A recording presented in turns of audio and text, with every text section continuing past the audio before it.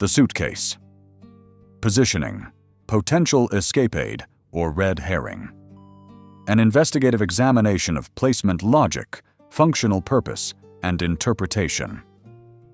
Part 1. The physical discovery on the morning of December 26, 1996. Beneath a basement window with a broken pane, investigators and family members discovered a hard-sided Samsonite suitcase. The window was partially open. There was broken glass. And directly underneath, flat against the wall, was the suitcase. This positioning, a suitcase directly beneath an open window with broken glass, is significant to investigative analysis because it raises immediate questions. Why would a suitcase be in that location? How did it come to be there? Does its position suggest function or staging? Is it evidence of an exit route, or is it something else entirely? The question of the suitcase's positioning is not straightforward.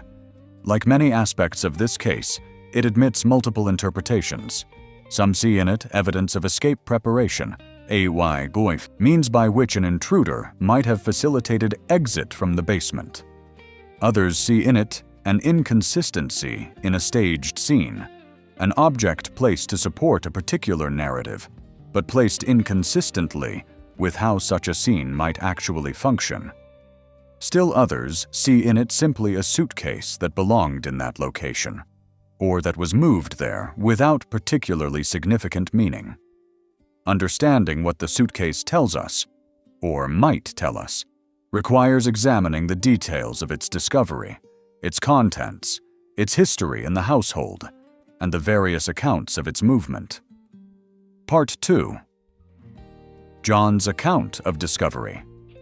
According to John Ramsay's testimony, during his first basement search, before police formally cleared him to conduct a more thorough search, he entered the basement looking for signs of how an intruder might have gained access to the house. He was attempting to understand the breach in security that would have allowed someone to enter and take his daughter. He described finding the basement door somewhat blocked by boxes and a bar stool. He moved the chair to enter. He then noticed the broken window. He said the window had a pane that had been broken, and he attributed that breakage to himself. He had damaged it months earlier when he himself had used the window to gain entry to the house. The window, he noted, was open only slightly, perhaps an inch or less. But what struck him immediately was the suitcase. According to his account, the suitcase was positioned directly under the window, flat against the wall. He described it as a hard Samsonite suitcase. He said the handle was on top. It was, he emphasized, directly under the window. His reaction to the suitcase was notable.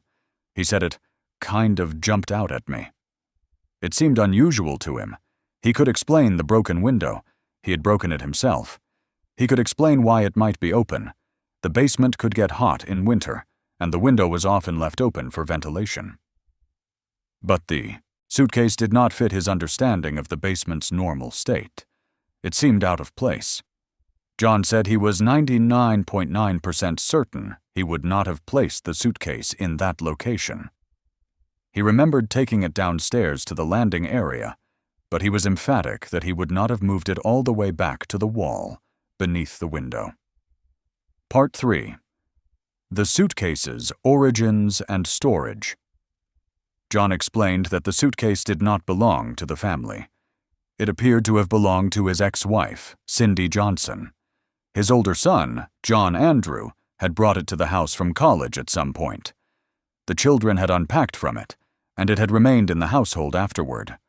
According to John's account, months before the death, perhaps as much as 2 months earlier, he had taken the suitcase downstairs to clean up the second-floor laundry room. He had placed it in the basement, in the hallway area near the landing. But he did not place it against the wall beneath the window. That positioning, he insisted, was not something he would have done. Patsy provided a somewhat different account.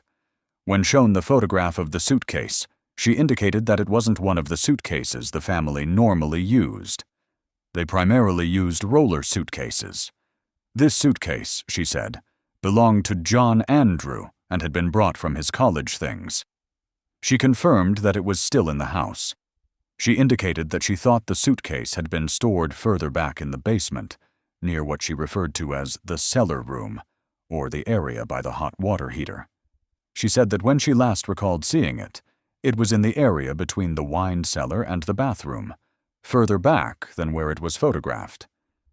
She theorized that perhaps the housekeeper, Linda, had moved it to where it was found when Linda was placing paint supplies in the basement.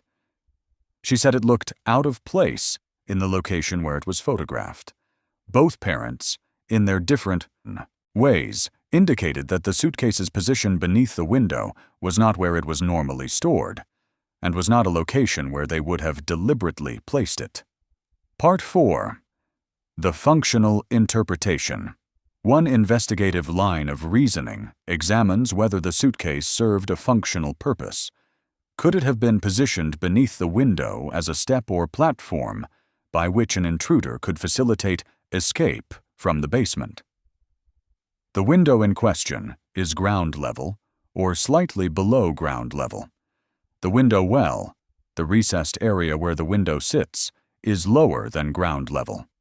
An object placed beneath the window could potentially serve as a step up, assisting someone in climbing toward the window opening and facilitating escape through the window. If an intruder had entered the house through the window and had then moved through the basement, it is theoretically possible that before leaving, they might have positioned a suitcase beneath the window to serve as a step or platform to facilitate their exit. This scenario fits with the functional interpretation. The suitcase is where it is because it served a practical purpose in the escape process. However, there are complications with this functional interpretation. The window opening is quite small.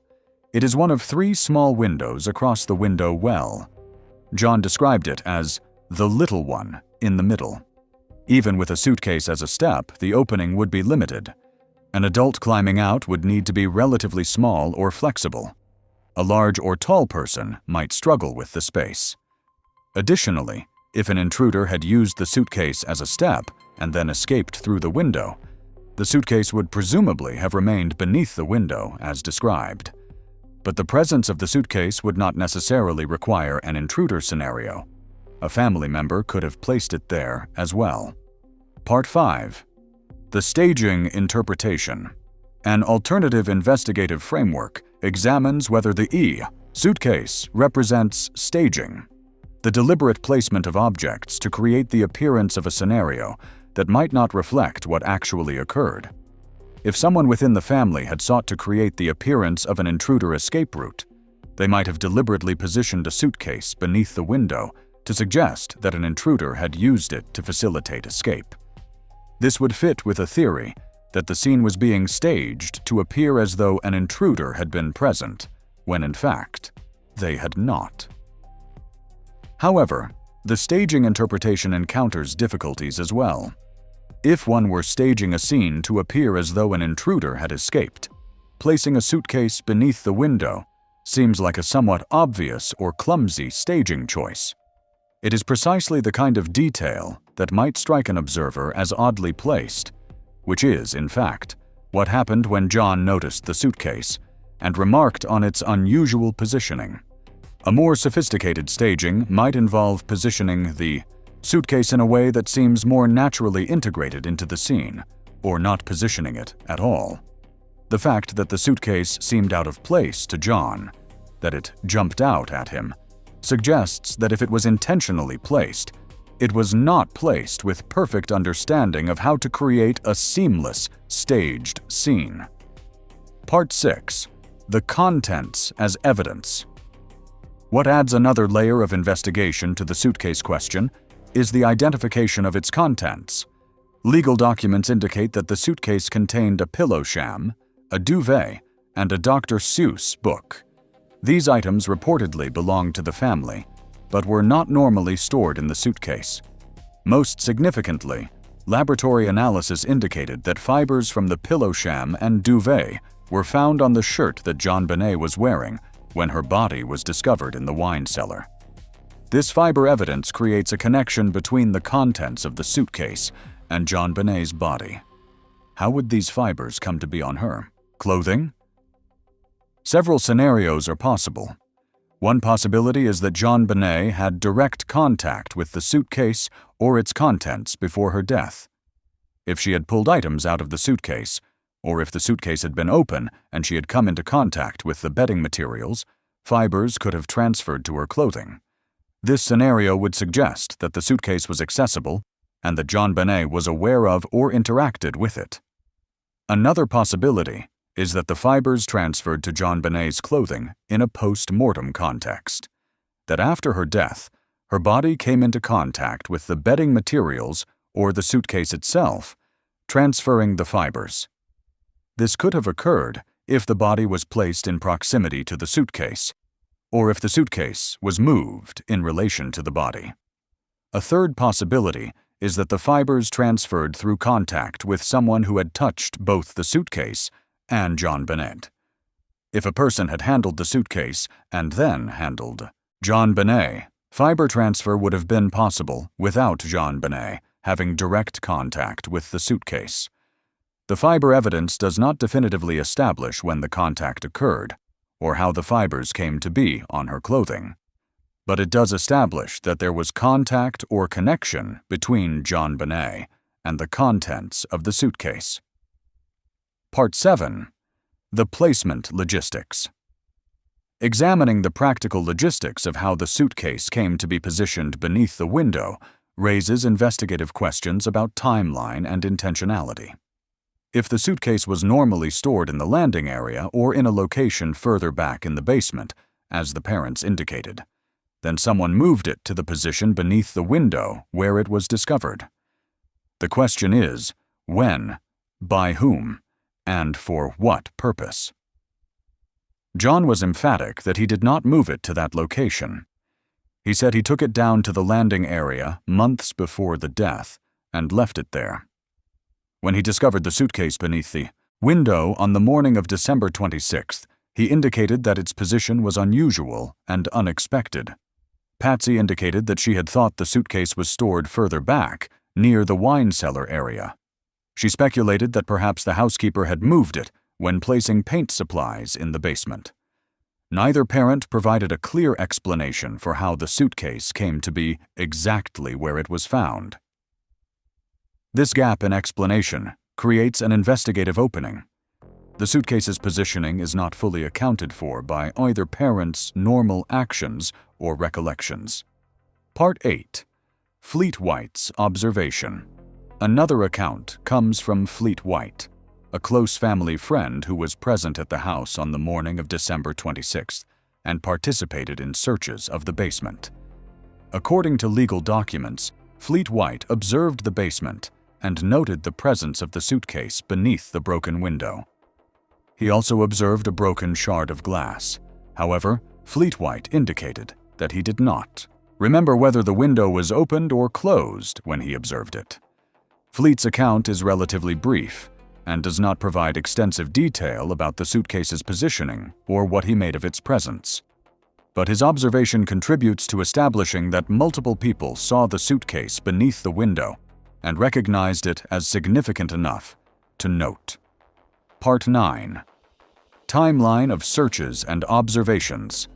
The timeline of basement searches is important for understanding what was observed and by whom at various points in the morning. According to accounts, Fleet White was in the basement early in the morning. He observed the broken window and the suitcase. He attempted to open the wine cellar door, but could not see inside because it was dark, and he could not find the light switch. Later, around 10 a.m., John Ramsay returned to the basement alone, his first solo search after the initial crisis responses. He observed the window, which he described as partially open. He saw the suitcase beneath it. He described the suitcase as flat against the wall, with the light-colored surface pressed against the wall. He noted that he moved the suitcase slightly, just to see if there was glass beneath it. He moved a few pieces of small glass, which he picked up. He was not convinced that the window had been broken that morning. He believed it had been broken by himself months earlier and hadn't been repaired. Still later, after Officer Linda Arndt asked John and Fleet to conduct a thorough search of the house, John and Fleet returned to the basement together. This was when they conducted a more methodical search, ultimately finding JonBenet's body in the wine cellar. Part 10. The window's history. Understanding the suitcase's positioning requires understanding the window's history as well. John indicated that the window had been broken by him at some point months earlier. He had at various times used that window as a means of entry to the house. The window had a pane broken out of it. The window was typically left partially open, according to John, because the basement could become very hot during winter when the heating system was running. Allowing air circulation through the window helped manage the temperature. So the window, when John first observed it on the morning of December 26th, was in a state that he could explain. Broken by himself months earlier, partially open for ventilation. The broken glass that was present could be attributed to his earlier breakage. The slightly open window position was explainable through the normal use pattern. The suitcase, by contrast, was not explainable through these normal use patterns.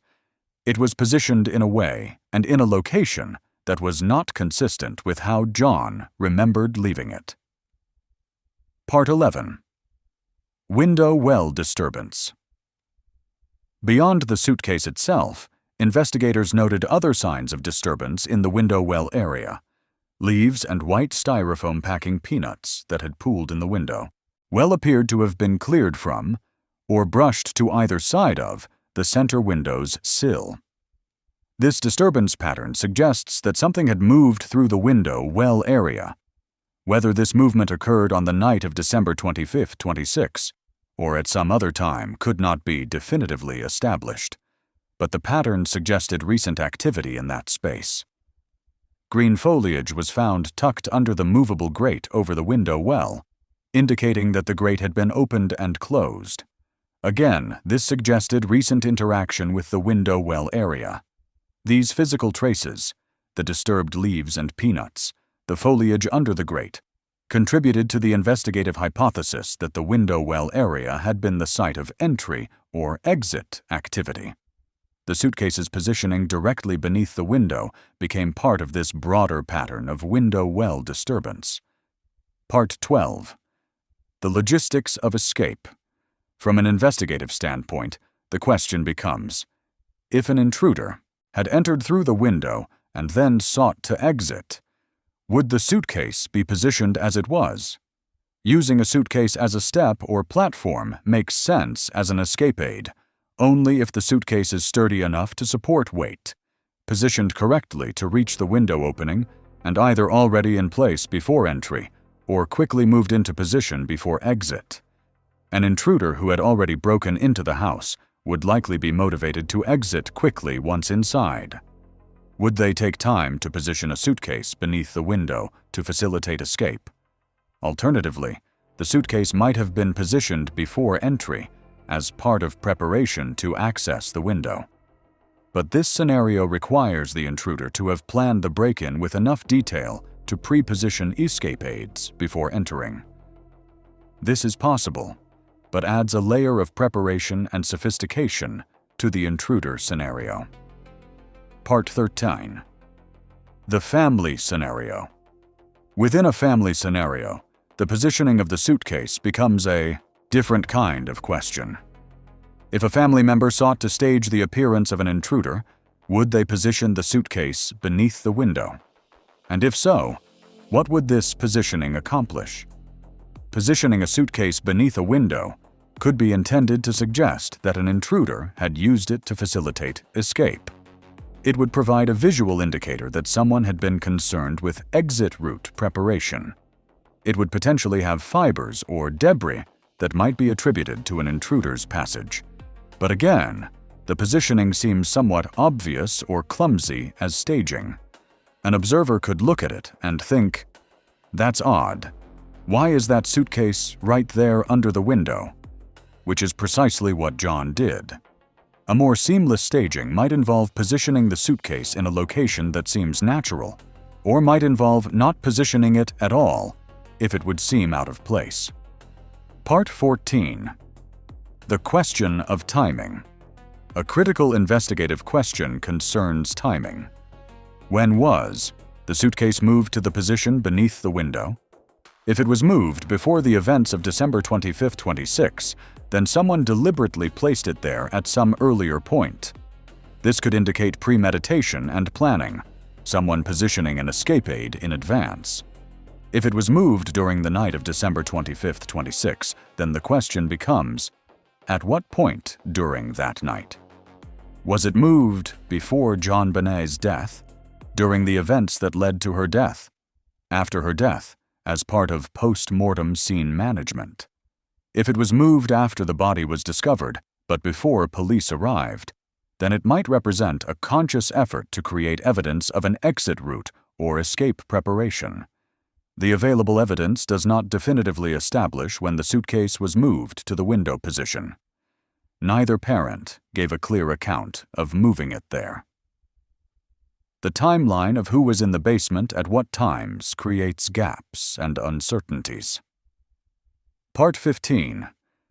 The fiber connection revisited the EI's presence of fibers from the suitcase's contents on JonBenet's body creates a temporal constraint on the suitcase's positioning. The F-fibers transferred to her body at some point. This could have occurred before her death through direct or indirect contact with the suitcase or its contents, during or immediately after her death, if the body was in proximity to the suitcase or its contents. The fiber evidence thus connects JonBenet to the suitcase, but does not definitively establish causation or timing. The fact that fibers were present on her clothing indicates contact, but contact could have occurred in multiple ways and at multiple times. Part 16. Inconsistency as an investigative signal. From an investigative standpoint, inconsistency can be significant. Both John and Patsy indicated that the suitcase was not normally positioned where it was found. Both suggested that its presence beneath the window was unusual or out of place. This inconsistency, the suitcase being in a location where the family would not expect it to be, raises investigative possibilities. Either someone deliberately moved the suitcase to that location for a specific purpose, whether functional escape aid or staging. The suitcase was moved by accident or during normal household activity and ended up in the window location unintentionally. Someone moved it there, and the parents' accounts of where it should have been are not accurate recollections. The inconsistency itself does not resolve these questions, but it signals that the suitcase's positioning is not fully accounted for by normal household patterns or activity. Part 17. The Investigative Principle. From the quiet investigator perspective, the suitcase beneath the window exemplifies how a single physical object can be interpreted in multiple ways, and how evidence of interpretation depends on the larger narrative into which that object is placed. If an intruder scenario is the working hypothesis, the suitcase becomes an escape aid, a tool that facilitates the intruder's exit from the house. Its positioning makes functional sense within this narrative. If a family involvement scenario is the working hypothesis, the suitcase becomes potential staging, an object positioned to suggest intrusion and escape, when in fact, no intrusion occurred. Its positioning becomes suspicious precisely because it seems designed to create a certain impression. If neither scenario is confirmed, the suitcase becomes an anomaly, an object out of place, but not definitively connected to the central crime. Its positioning remains unexplained, but not necessarily significant. Part 18. The Logical Constraints. What an investigator must grapple with is the logical constraints of each interpretation. The functional interpretation, escape aid for an intruder, requires assumptions about intruder behavior, that they would be concerned with planning an exit route, that they would have positioned the suitcase before entering or quickly upon recognizing the need to escape, that they would use it successfully to exit. These are not impossible assumptions, but they do represent specific behavioral patterns. The staging interpretation requires assumptions about family knowledge and intent, that someone in the family sought to create the appearance of intrusion and escape, that they understood the staging would involve positioning a suitcase as an escape aid, that they believed this staging would be effective. These are also not impossible assumptions, but they require intentional deception and crime participation. The accidental placement interpretation requires assumptions about household disorganization, that the suitcase was moved in the course of normal activity and happened to end up beneath the window, that neither parent's recollection of where it should have been is precise, that its positioning is ultimately coincidental. This interpretation requires the fewest additional assumptions, but it provides the least explanatory power for why it was precisely beneath the window. Part 19. Fiber evidence and multiple scenarios. The fiber evidence connecting the suitcase contents to JonBenet's body adds a material fact to the analysis, but even this material fact admits multiple scenarios. If fibers transferred to JonBenet's clothing before her death, this suggests she was in proximity to the suitcase or its contents at some point. This could indicate that she was involved in unpacking the suitcase, or that she came into contact with the bedding materials for some reason. This would not necessarily connect the suitcase to the events of the night itself. If fibers transferred after her death, this could indicate that the suitcase was positioned in relation to her body, or that the bedding materials from the suitcase came into contact with her body. This could indicate post-mortem manipulation of either the body or the suitcase. The fiber evidence thus provides a material connection, but does not uniquely determine the sequence of events or the significance of the connection. Part 20. The unresolved question. What remains unresolved about the suitcase is whether its positioning beneath the window represents functional purposefulness, intentional staging, or accidental placement. The evidence does not definitively resolve this question. What is clear is that the suitcase was positioned in a location that both parents indicated was unusual and not where they would have expected it to be. What is clear is that the suitcase contained items that had contact with JonBenet's body. What is clear is that the window beneath which it was positioned showed signs of use and disturbance. What is not clear is the sequence of events that led to the suitcase being positioned beneath the window, whether the positioning was intentional, and what purpose it served or was intended to serve. Part 21. Investigative interpretation from an investigative standpoint. The suitcase's positioning contributes to the overall picture of the scene, but does not, in itself, resolve the central questions of what happened. If the investigator believes an intruder entered and exited the basement, the suitcase becomes evidence supporting that theory, a tool used to facilitate escape. If the investigator believes the scene was staged by a family member, the suitcase becomes evidence supporting that theory, an object placed to create false evidence of escape. If the investigator remains uncertain, the suitcase becomes a point of ongoing mystery. What an investigator must resist is the temptation to allow a single object to definitively resolve larger questions. The suitcase is significant, but its significance depends on the broader framework into which it is fitted. The evidence it provides is material, but not conclusive. Its positioning requires explanation, but multiple explanations remain plausible. Conclusion. The suitcase positioned beneath the basement window represents a small but persistent puzzle within the larger mystery of JonBenet Ramsay's death. The puzzle is not resolved by the available evidence. The suitcase could represent functional planning for escape, intentional staging to suggest intrusion, or accidental placement in the course of household activity. Its contents show connection to JonBenet's body, but this connection admits multiple interpretations about timing and causation. The window beneath which it was positioned shows signs of activity and disturbance, but the timing and nature of this activity cannot be definitively established. What remains is investigative uncertainty. The suitcase placed where the family would not have expected it to be, containing items connected to the victim's body, positioned under a window showing signs of use.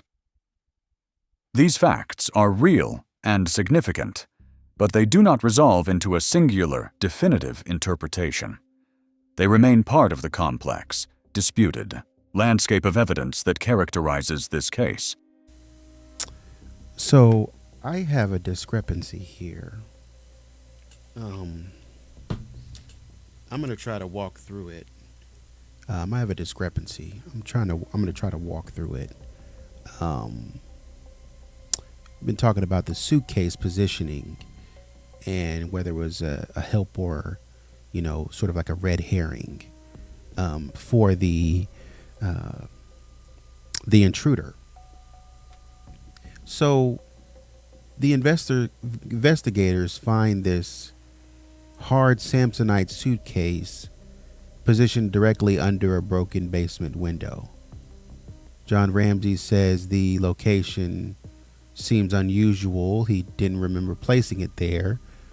Suitcase could have been used as a stepping stone or stepping stool to help someone escape through the window, or it could have been deliberately placed there to make the scene look like an intruder escaped. And so here we've been exploring both possibilities. And then the more confusing thing is that there are fibers, right? We get more into this fiber conversation. We start tracing fibers again. There are fibers from the suitcase, the duvet, the black duvet, found on JonBenet's clothing. And we need to make a distinction here in that this is a black duvet, but there's also another, from what I can understand, there's also another black cover that they've recovered. So they got like this black cover and this black duvet. The black duvet was in the suitcase and the black cover was, I can't remember. We talked about it before. I can't remember. But the black cover had, I think, body fluids on it, of some sort. Or that cover had John and Patsy's DNA on it, epithelial DNA on it. It didn't go much further than that. The analysis didn't go much further than that. It's just, hey, this is here.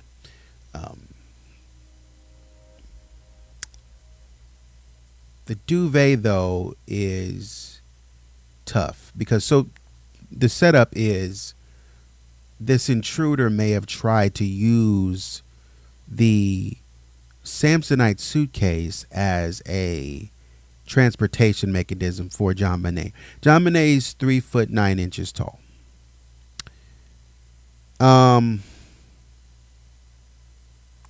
I think it was a Samsonite. It was a hard Samsonite suitcase, and I think it was a 700 series or something like that. I don't know what that is, but apparently, I'm looking at the hard shell suitcase. I was looking it up, and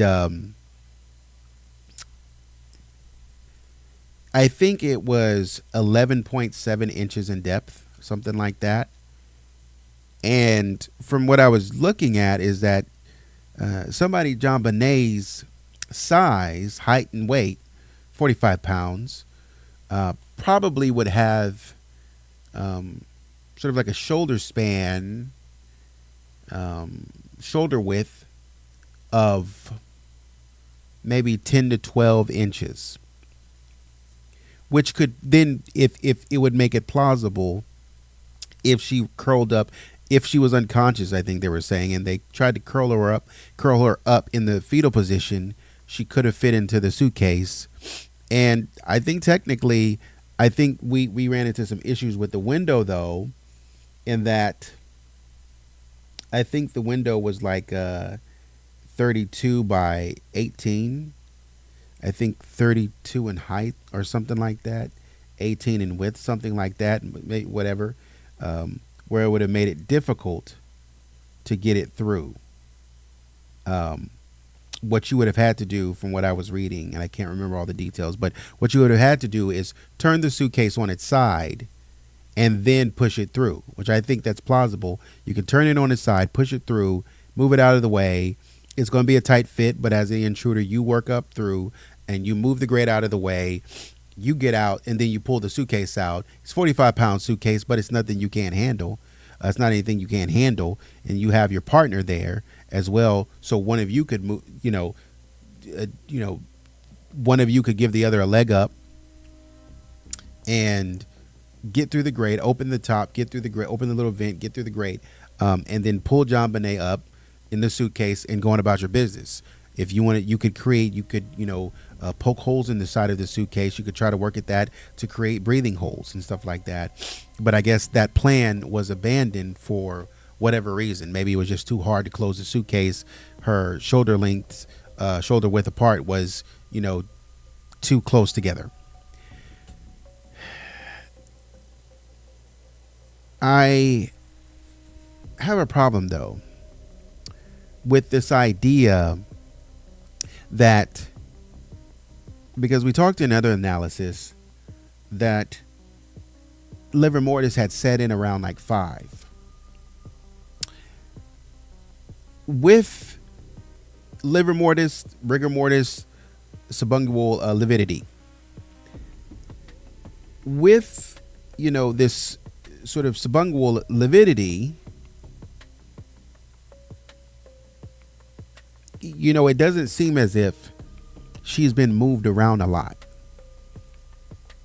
So either the person who did this would have immediately said, oh, shoot, made a mistake. Let's try to figure this out and put her in a suitcase. Then the blood starts moving around. It's shifting through the body through that time period. But you would have seen that, from what I understand in my research. You would have seen like the blood is, because there wouldn't have been as much blood pulling down to the fingernails, is what I'm saying. As we saw, it wouldn't have been as much blood. So her fingernails wouldn't have been as dark, which makes me believe that she wasn't moved a lot, even with her, probably upon death, sort of the body sort of like releasing. And so, it releases the body fluids. And so you see the urine stain in front of the wine cellar. And then from there, you kind of turn her over and, you kind of leave her there. You try to tap her, push her, or whatever, and you kind of leave her there. And that's when the lividity pulling starts. But you leave her there for at least like 8 hours to where the lividity can set in. But what you don't do, and it wouldn't matter, but what you don't do is try then later to force her knees up to her chest and then force her arms down. Or you wouldn't have to force the arms down too much, but you would force her knees up to her chest and try to put her in the suitcase afterwards. That's not going to happen. So you would have to do it earlier on in the process, really earlier on, way earlier on in the process. And anything that you tried, because that's what I'm saying, they just stop interacting with JonBenet.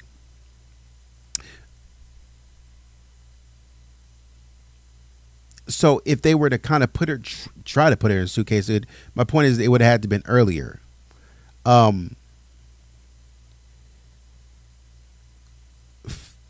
There are some reports that Fleet White said that he put the suitcase in front of the window. He just moved it or whatever, for whatever reason. I don't know why it was not, stacked in a corner or up on one of the shelves or something like that. For whatever reason, it was down. But Fleet, according to some reports I can't verify, said that he moved it. That's not a big deal whether he did or didn't. I don't really care. It doesn't matter for what I'm talking about.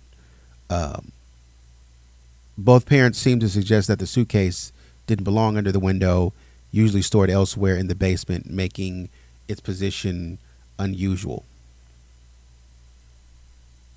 The thing that gets me is the fiber evidence, the the bedding materials inside the suitcase were found on JonBenet's body, which sort of creates that connection. But we don't get any explanation off of it. But the thing about it is, when I go back and I look through the documentation,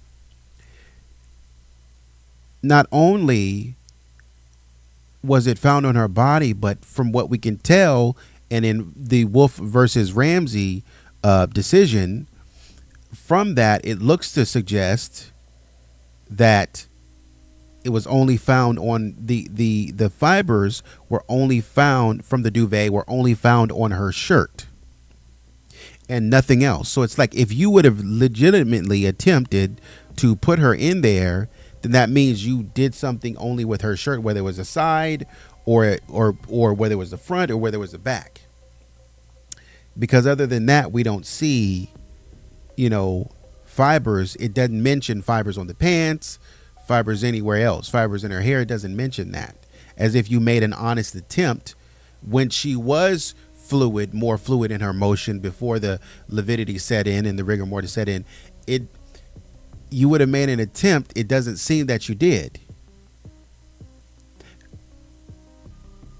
So I was like, maybe, when lividity had set in, they tried to then put her in there and move her knees back to sort of put her in the fetal position, but they decided not to. This is the thing that's getting me. There was a Dr. Seuss book. This is John Andrews' suitcase. So basically, he's not using it anymore, and they're like, okay, if we're not going to use it, we're just going to throw it in the basement somewhere. But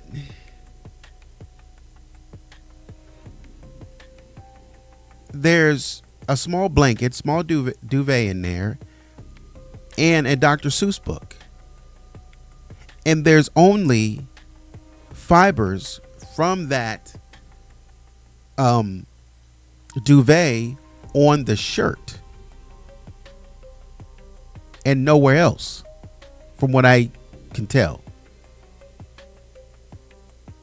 And I know you can't do any repositioning, probably around 5 or whatever after the fact when lividity sets in, so you had to do it earlier. So you do wonder, first of all, why is this suitcase being used for JonBenet's stuff?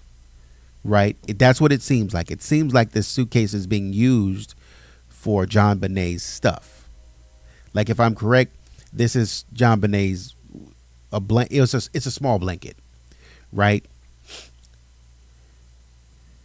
If I'm correct, if I'm remembering correctly, it's a small blanket, and then you got a book in there, maybe for her to read. This is her stuff. And then somehow her shirt ends in there. Her shirt ends up in there, at least her with her shirt on ends up in there, to where it tells us that suitcase had to be in rotation somewhere outside of the intruder, because this had to be outside of the intruder. It's possible that this suitcase was being used to pack JonBenet's clothes in, because I wonder if you take her shirt and you fold it up and put it in the suitcase. That's what I wonder.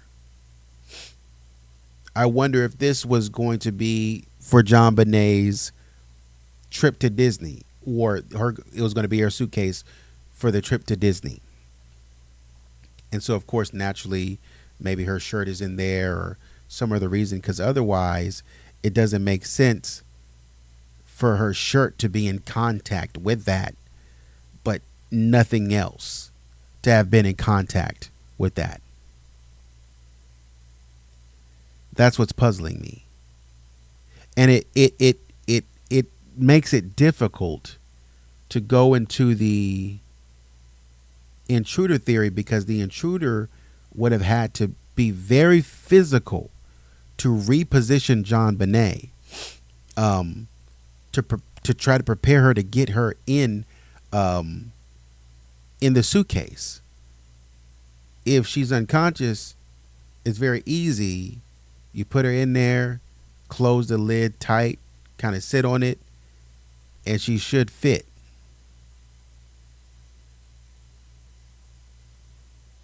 Barely.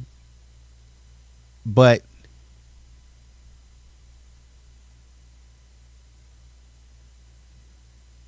and then you go scot-free. You're done. But we are introduced again to this element of something that, and we keep running up against this, the criminal would run into something. It would be something that we would all do. It would be a natural conclusion. I mean, you got her in the suitcase, put her in the suitcase, close it up, you're done. Put her out the window, you're done. That's what we would all naturally do. But for some strange and odd reason, the criminal abandons it, caring for JonBenet's feelings, and doesn't matter if, squeezing her in the suitcase, would get him free and would keep her in his possession so he can get the money. He doesn't like that. It's too squishy in there. It's no room. And so he just decides not to put her in there at the last minute and instead escape. So we don't know why he would have done that. We're not entirely sure. However, the Dr. Seuss book being in there puzzles me, because it almost seems as if this was a suitcase. Though it was John Andrews' suitcase, it almost seems as if this suitcase was being used for JonBenet's purposes, almost like when Patsy sort of repurposed John Andrews' room when she had cancer. She just kind of went in there and made herself at home. It was like, oh, it's mine now. I mean, it is her house, so she's like, yo, it's mine now. I'm going to do whatever I want with this. And you could do the same thing with the suitcase. He hasn't come back for the suitcase. And so therefore, he won't mind if I use it for whatever. Plus, we're going to see, I don't know. I don't think she was taking that suitcase. Because I was going to say she's going to see him so she could basically say, hey, I'm going to bring it to him. Hey, this is your suitcase. You could take it back to Atlanta. But I don't think, maybe if she was using that suitcase for Disney, it would have been a different story. But yeah, I think if there's any movement ahead of time to get her in that suitcase, you probably want to do it when she's the most flexible. But the lividity pulling doesn't show that she was moved very often, if at all. I don't think she was moved at all, much at all. Maybe a turn of position one time, and after that she's left there. So it's like, when would you have tried to put her in the suitcase for it to be a feasible conclusion that the intruder actually did try to put her in the suitcase? Because it seems like the intruder is trying to do everything to position her when it's difficult, when she's already hit the rigor mortis and the liver mortis and the subungual lividity. That's what it seems like.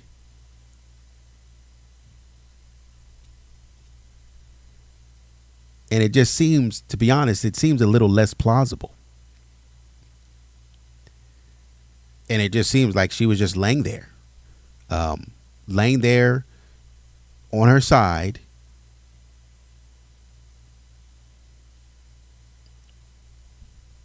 experiencing, if I can put it that way, not experiencing, but going into rigor mortis. That's the thing. I don't think there was a lot of movement for us to justify with the intruder theory that he tried to actually put her in the suitcase.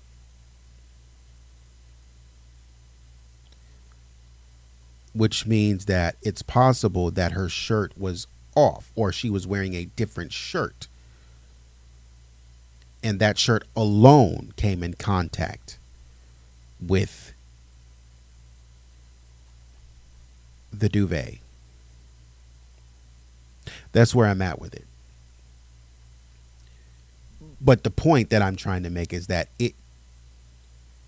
it's not anywhere remotely close to the argument of the intruder was actively thinking about trying to use the suitcase to transport her. I don't think it's even remotely close that conversation is a real path to solving this case at all. But I will say this is crazy because there's some weird stuff going on. And it's crazy because you think about human behavior, like there's some weird stuff going on. Somebody's doing some weird stuff. And I mean that. Somebody's doing some weird stuff. Somebody's trying to do some weird stuff. Somebody tried to touch something. Somebody tried to touch something that they were not supposed to be touching. Somebody tried to move something they were not supposed to be moving. It's kind of like a controlled chaos. But it's like you can see the franticness in it.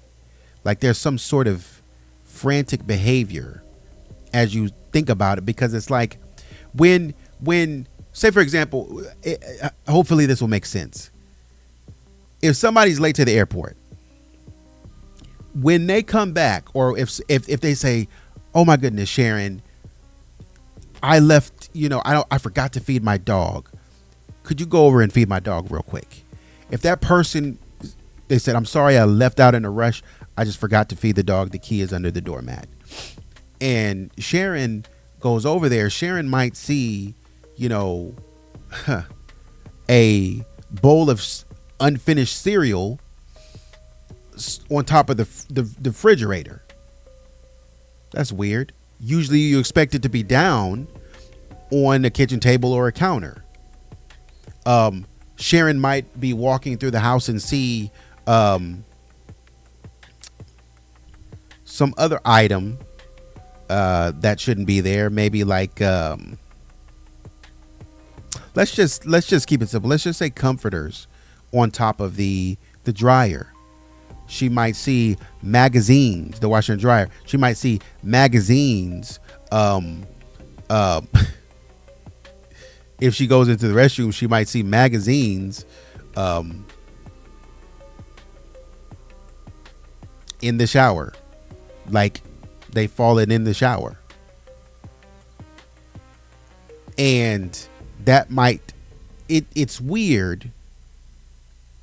And it's like, this is not normal, but it's not out of the realm of possibility. It's just that certain things were done, if that makes sense. Certain things that are unusual movements or unusual patterns had to be done because there was a franticness to the movement, if that makes sense. So if, let's just say the person who was traveling, her name is Roxanne. Roxanne gets back from out of town and says, "Oh my God, Sharon, thank you so much for being a lifesaver and feeding, little Mitch, my dog." And Sharon says, "Absolutely, no problem. But Roxanne, let me ask you a question. Why was a bowl of cereal on top of the refrigerator? What's that about?" And Roxanne will probably tell you, "Oh, girl, look, I got up. I was trying to fix the kids' cereal. We didn't have time.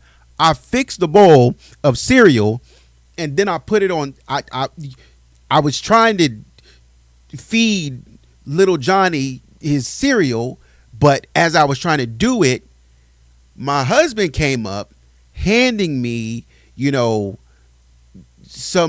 phone, and it was the bank had finally got back to me, and I was trying to call the bank to tell them we're going out of the country, so not to lock up our credit cards. And so I'm trying to tell them, hey, no, because it's my credit cards, it's in my name, so I'm trying to talk, and I'm trying to talk to the bank. Johnny is, his dad picks him up, takes him upstairs to give him a shower. I said, babe, I'm trying to feed him first. Dad says, no, there's not enough time. And I was like, so I got the phone in my right hand, a bowl of cereal that's going to go to waste in my left hand. So and I'm trying to do 20 million things at one time that my food goes off in the microwave. So girl, I just set the bowl up, I just tried to set it out of the way, and I completely forgot that it was there. And Roxanne Sharon will be like, oh, I see. Girl, why do you have a magazine in your bathtub? Girl, that's another thing. I was trying to take a shower. I looked up and I saw a spider. I saw the spider. I'm rushing. I get scared. I jump out the shower. My husband he likes to read magazines when he's in the bathroom. I just grabbed the nearest thing. I grabbed it, folded it up, and I hit the spider. But when I hit it, it came down and it started floating or whatever. I didn't know if it was dead or not. So I just dropped it. I just dropped the magazine, and I jumped out of the shower and I said, you know what? I'm done taking a shower. And I guess somewhere I forgot about that. I told my husband, go deal with that. I said, I'm sorry I had to use one of your good magazines. There was a spider. I jumped away. I left. He said he was going to take care of it. He never but at the time he was doing that, he was tending to little Johnny. And so I went, got dressed, and I guess, where I dropped it, it fell back into the shower. So if you can't tell, we were moving. I don't know what I was thinking. I was trying to wash clothes. I almost got there, but I just didn't get there. And so, girl, it was a mess. It was too many things. So it's like there's an explanation for all of those things, but the explanation just isn't normal. It's probably not far-fetched, but it's not normal, because the person performing the act was doing so in a sort of frantic state. And so the places where something would be are not normal. When you're trying to get something and rush out the house real quick, you're going to lay your keys down in a completely, wherever you're standing, you're going to lay your keys down in that place. And when you try to go find your keys again, in the place where you normally put them, they're not going to be on the counter. You're going to find your keys. You're going to turn that house upside down, and you're going to find your keys in the couch cushion. And you're going to be like, how the heck did my keys get in the couch cushion? Because you were frantic. And so it makes sense. And so you don't remember where you put things. And it's very similar when we look at where the cup of pins landed versus where the ransom note pad landed.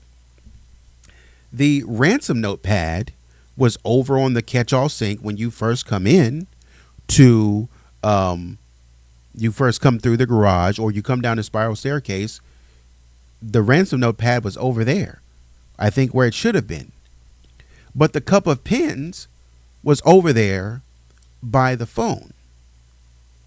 And you say, if the writer of the ransom note used the felt tip pen from this cup, why would he come over by this phone? But the note and the notepad are over here by the spiral staircase. That doesn't make sense. Chaotic movement. Things in places that they shouldn't be because somebody put something somewhere and forgot where they put it, because the circumstances in the situation call for you to move very rapidly without putting things where there's some, or repositioning things where they should be. But that's it for now. Appreciate you watching. Take it easy.